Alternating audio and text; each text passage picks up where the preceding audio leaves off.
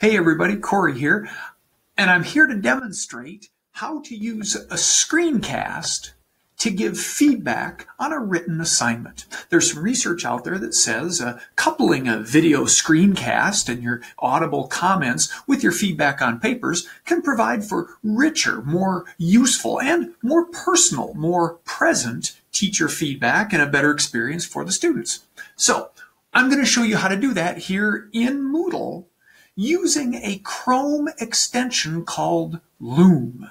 It's called Loom, just like a weaving loom. It's just an extension. You install it inside the Chrome browser. And then this one little button up here in the corner that you can see me moving my mouse around on. Click that button and it lets you start creating a screencast of whatever you're working with. You can do your whole desktop. You can do just one tab in the browser, whatever's convenient.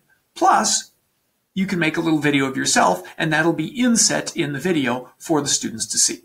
Now, let's talk about using this screencasting to give feedback on a paper. We're talking about feedback, not assessment at the end, but feedback during the writing process. Key difference there, feedback is guidance we give students that they can use right there, that they can use to correct and improve their writing.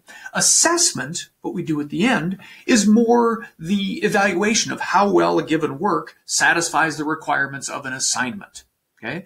In the parlance, we'd say feedback is formative. It helps students build up. Assessment is summative. We do it at the end. We summarize how they did. We evaluate and say, yep, this is a B paper or an A paper or whatever.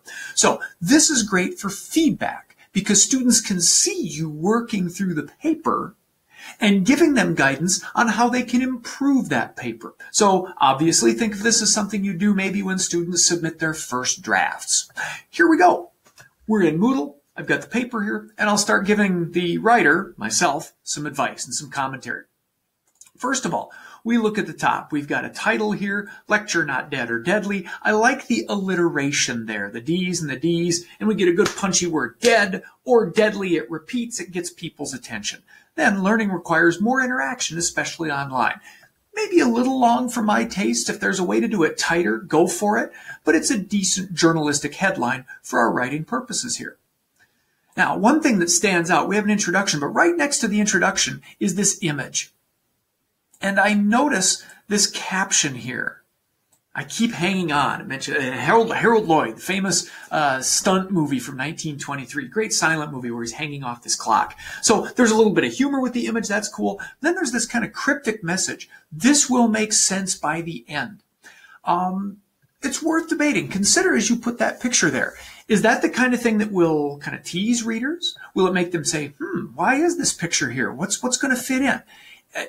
Does that help in building some suspense and some interests? Or is it a little too vague? Think about that in the context. I'd say for a blog, this is just fine. If this were serious academic writing, of course, it'd be right out the window. Now we're citing something from a white paper by the Learning House. And it's a really long quote. You can check it out. It goes from here. And this is where definitely a block quote should be used. When a quote spans, I believe it goes even to the next page. Yeah, it takes up a lot of space. When a quote spans that much space, you can't put that in quote marks. It's absolutely got to be in an indented block quoted form. So that's a good use of the block quote.